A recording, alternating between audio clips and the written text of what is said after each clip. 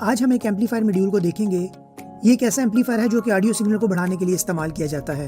तो ये class D amplifier है। आज इस एम्पलीफायर को मुकम्मल तौर पे देखेंगे ये एम्पलीफायर को किस तरह ऑन किया जाता है, इसके तारों के कनेक्शन कैसे हैं और इसकी साउंड क्वालिटी कैसी है। तो आज की वीडियो में मुकम्मल तौर पे आपको इस हवाले से बताऊंगा। तो ये एम्पलीफायर टोटल हमारा 30 वाट का है। 30 वाट का टोटल एम्पलीफायर है, यानी कि 15-15 वाट के 2 एम्पलीफायर इसके अंदर मौजूद है, यानी कि ये स्टीरियो एम्पलीफायर है। हम इस पे 2 स्पीकर चला सकते हैं। तो एक चैनल 15 वाट का है, इसलिए जब 2 मिलते हैं तो ये 30 वाट बन जाता है। बाकी इसको चलाने के लिए हम 7 से लेकर 15 तक कोई भी वोल्ट दे सकते हैं।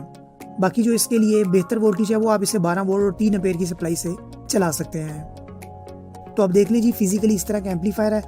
अगर हम इसका मॉडल नंबर की बात करें तो आप देख लीजिए इस एम्पलीफायर मॉड्यूल की बैक साइड पे इसका मॉडल लिखा आ रहा है जो कि है XH-M181।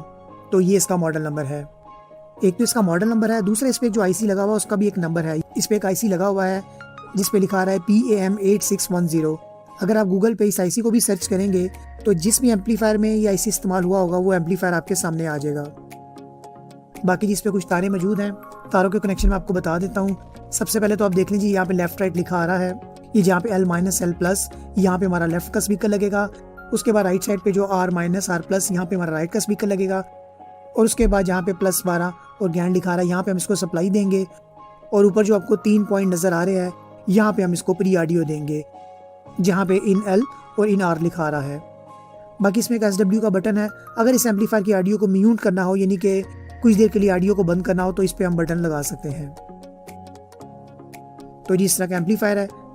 आइए जी इसको ऑन करने के लिए इस पे हम तारे लगाते हैं। तो सबसे पहले जी ऑडियो देने के लिए मैं इसके साथ ऑक्स केबल लगा देता हूँ इस तरह की। तो आप देख लीजिए ये पिन है 3.5 mm की। ये स्टीरियो पिन मैं यहाँ पे इसकी ऑडियो पे लगा देता हूँ। उसके बाद जी स्पीकर लगाने के लिए और सप्लाई देने के लिए मेरे पास ये कुछ जंपर मौजूद हैं।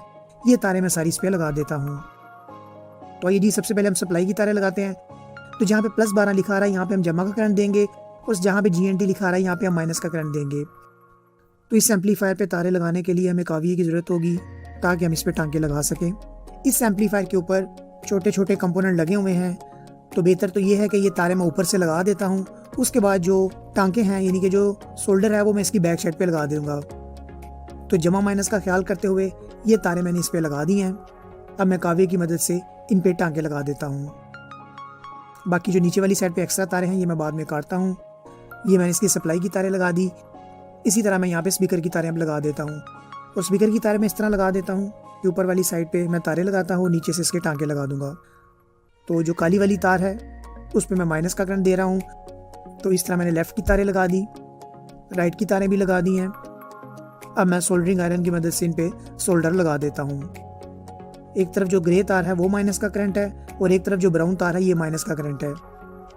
किसी भी एम्पलीफायर की जो ऑडियो आउट होती है वो बेसिकली एसी करंट होता है, उसमें पोलैरिटी का इतना ख्याल नहीं रखा जाता, यानी कि जमा माइनस का ख्याल नहीं रखा जाता।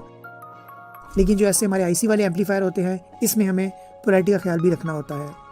तो इस तरह जी मैंने इसको सप्लाई देने की और स्पीकरों की आउटपुट हासिल करने की तारें लगा दी हैं। बाकी जो बैक साइड पे एक्स्ट्रा तारें हैं वो मैं किसी भी नेल कटर वगैरह से काट देता हूँ।